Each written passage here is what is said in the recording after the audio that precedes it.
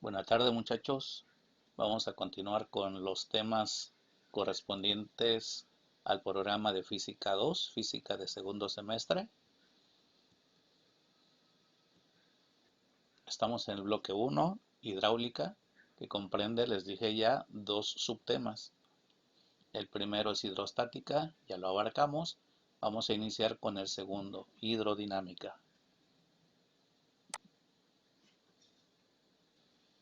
Este tema, el 1.2, hidrodinámica, lo dividí en tres partes. La primera es concepto y aplicaciones, la segunda es gasto y ecuación de continuidad, y el tercero es teorema de Bernoulli y sus aplicaciones. Vamos a iniciar con el concepto de hidrodinámica y las aplicaciones de la misma.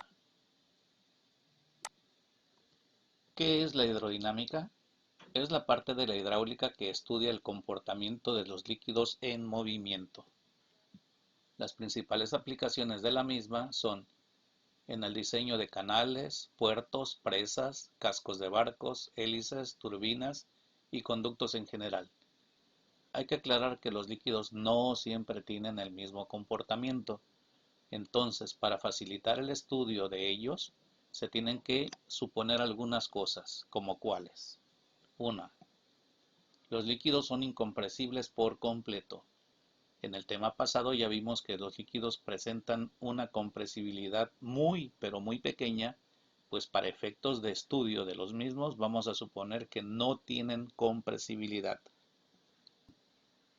Se considera despreciable la viscosidad, es decir, se supone que los líquidos son ideales y por ello no presentan resistencia al flujo, lo cual posibilita despreciar las pérdidas de energía mecánica producidas por su viscosidad. Como sabemos, durante el movimiento esta genera fuerzas tangenciales entre las diferentes capas de un líquido. Todo esto quiere decir que no hay viscosidad. Por lo tanto, el líquido se mueve en un flujo constante. No hay oposición al desplazamiento. 3. El flujo de los líquidos se supone estacionario o de régimen estable, es decir, no hay turbulencias. Esto sucede cuando la velocidad de toda partida de un líquido es igual al pasar por el mismo punto. Es decir, la velocidad del líquido aquí es la misma que la velocidad del líquido aquí que en cualquier parte de este flujo. ¿Qué es el flujo? El flujo es el movimiento de un líquido o un gas. Hay dos tipos de flujo. Puede ser laminar o turbulento. ¿Cuándo es laminar y cuándo es turbulento? Lo vemos. En este caso, el flujo es laminar. Y en este el flujo es turbulento. Veamos los desplazamientos. Observen el desplazamiento de cada uno, observen el flujo de cada uno y a partir de ellos ven las diferencias entre ambos tipos. El laminar es uniforme, el turbulento no lo es. Vean, comparen.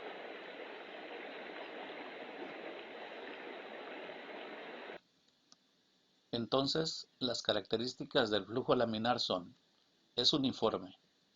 Las capas vecinas del fluido se deslizan entre sí, pero lo hacen suavemente.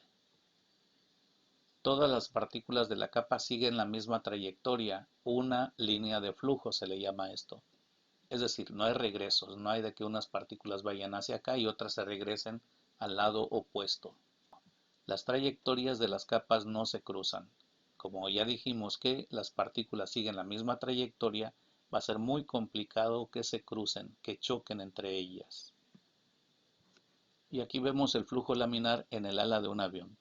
Las moléculas de aire van fluyendo todas en la misma trayectoria y estas no chocan entre sí, permitiendo entonces diferencias de presión que van a hacer que esas alas se eleven. Eso lo veremos en el principio de Bernoulli. Lo contrario se da en el flujo turbulento, cuando su velocidad es superior a cierto límite o en cualquier condición que cause cambios abruptos de velocidad. Y lo vemos con esta pelota de golf. Es la estela que produce cuando se va desplazando. Chequen que el flujo no es uniforme. Se produce una zona turbulenta tras de esa pelota al ir desplazándose. ¿A qué se debe eso? A la forma rugosa que tiene la superficie de esa pelota. Y veamos el caso del flujo turbulento en el ala de un avión. Vean aquí cuando va fluyendo el viento, cómo provoca una turbulencia allí. Es diferente a la que vimos hace rato. Los dos flujos se ven en el caso de el vuelo de un avión, en las alas de un avión al estar volando. En algunos momentos tiene este tipo de flujo y en otros tantos como el que vimos hace unos momentos. ¿Qué aplicaciones tiene lo que estamos comentando? Uno de los aparatos en los que se ve aplicado esto del flujo se llama tubo de Pitot. No es albur, no es grosería, así se llama. Y se llama así porque fue inventado por un señor que se llamó Henry Pitot allá en el siglo XVII. ¿Para qué sirve? Para medir la velocidad de corriente de un líquido, introduciendo en el fluido un pequeño tubo de vidrio doblado en ángulo recto y en el que se puede efectuar una medida de las distancias entre los niveles superiores del líquido en sus dos ramas. Aquí está. Se introduce, entra cierta parte del líquido en este tubo y sube hasta una determinada altura.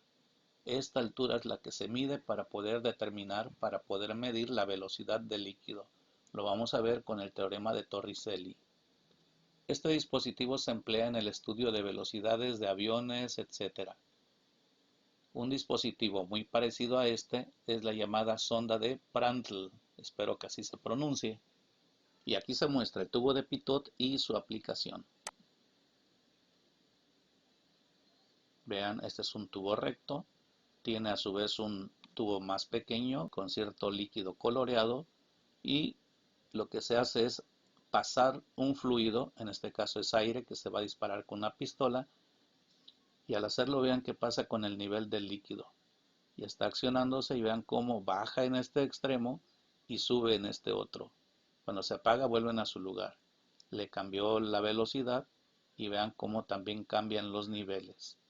Esta diferencia de nivel es lo que se va a medir y con ella se aplican matemáticas el llamado teorema de Torricelli, que se basa en las diferencias de alturas y se determina con qué velocidad se estaba desplazando el aire dentro de este tubo de Pitot. Otra aplicación es el mechero de Bunsen, que seguramente conocieron en los primeros semestres en el plantel, si es que no lo conocieron ya en su secundaria. ¿Cómo funciona? El gas inflamable, el gas del tanque, sale a gran velocidad por un estrecho orificio. Verificándose una succión de aire exterior, se mezclan. La admisión del aire puede ser controlada por otro orificio. Y aquí se muestra. Esta es la entrada de aire. Si lo cierran, la flama se apaga. El gas viene por este conducto. Se aplica fuego aquí y se produce entonces la llama con distintas temperaturas que también me imagino ya les explicaron en química cómo se dan, dependiendo del color. Que si hacen memoria, la zona más caliente es esta, la parte superficial, y la parte del medio es, se puede decir, la más fría. Esto de fría es un decir, porque realmente son 500 grados centígrados, 5 veces la temperatura a la que hierve el agua. Y si por el tiempo que no hemos estado en el plantel ya se les olvidó cómo se enciende y cómo funciona, aquí está un pequeño video.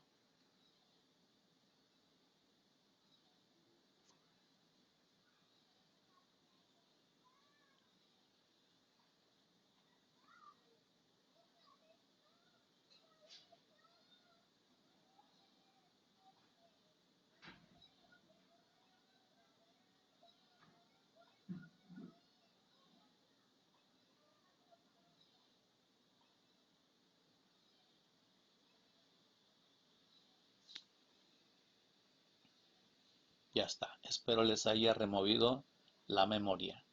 Terminamos esta parte, vamos con el segundo que es gasto y ecuación de continuidad. ¿Qué es el gasto? También se le conoce con el nombre de caudal. Es la cantidad de agua, o sea el volumen, que pasa por una sección transversal, por un tubo, en una unidad de tiempo. Se expresa con la letra Q, se le representa con la letra Q y se mide en metros cúbicos por segundo. Es muy simple, me indica cuánta agua pasa y en qué tiempo lo hace. Cuánta agua pasa en un segundo, por ejemplo. Matemáticamente lo representaríamos así. Esta es la cantidad de agua que está pasando en un determinado tiempo. Q, gasto o caudal, es el volumen entre el tiempo.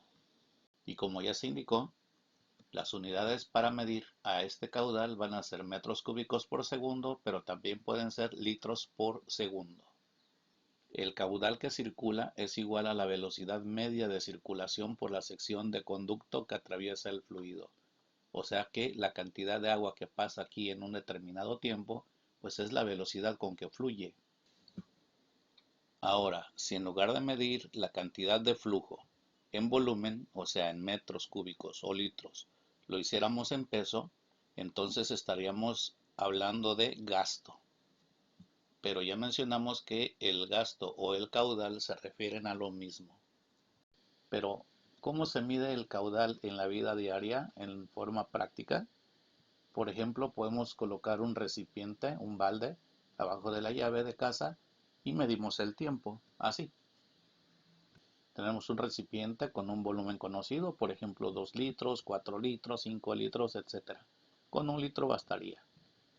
Y el caudal pues es qué cantidad de agua fluye, qué cantidad de agua sale. Abrimos a la llave y medimos el tiempo que va a tardar en llenarse esto. Veámoslo en un video. Está el recipiente, este recipiente es de 2 litros. Chequen que en cuanto le abrió la llave empezaron a medir el tiempo. Aquí lo recomendable es de que una vez que se llene, obvio, se determine qué tiempo es, se detiene el cronómetro, pero hay que repetir el experimento 2 o 3 veces, 3 veces mínimo, y se saca el promedio de los tiempos, y ese es el que se va a manejar. El volumen no es necesario, ya sabemos que aquí fueron 2 litros. Tomamos el tiempo, nos fijamos qué volumen de agua tiene el balde, dividimos el volumen entre el tiempo.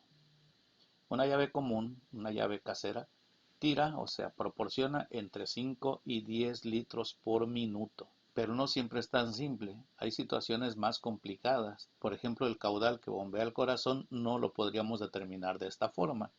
Sabemos que el corazón bombea alrededor de 5 litros por minuto.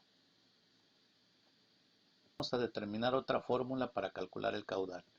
Ya sabemos que el caudal es el volumen que circula dividido entre el tiempo que transcurre. Así, tenemos un tubo con cierta superficie, se toma una sección de él, una determinada distancia, y podemos determinar la velocidad con que está fluyendo ese líquido. La fórmula para calcular el caudal es volumen entre variación de tiempo. No olvidar que esta es la letra griega delta, que significa variación o cambio. Con base en esto podemos hacer la siguiente deducción. El líquido al moverse dentro del tubo recorre una distancia. Entonces, el volumen de fluido que circula por este tubo lo podemos calcular así. Volumen es igual a la superficie del tubo, esta, por la distancia que está recorriendo. Y nos quedaría lo siguiente. El caudal es igual a la superficie por la distancia, que es el volumen, entre la variación del tiempo. Pero distancia entre tiempo es velocidad, por lo tanto, otra fórmula para calcular el caudal es igual a la superficie del tubo, aquí puede ser A también, área o superficie, por la velocidad del líquido. Es, como ya dijimos, otra manera de calcular el caudal.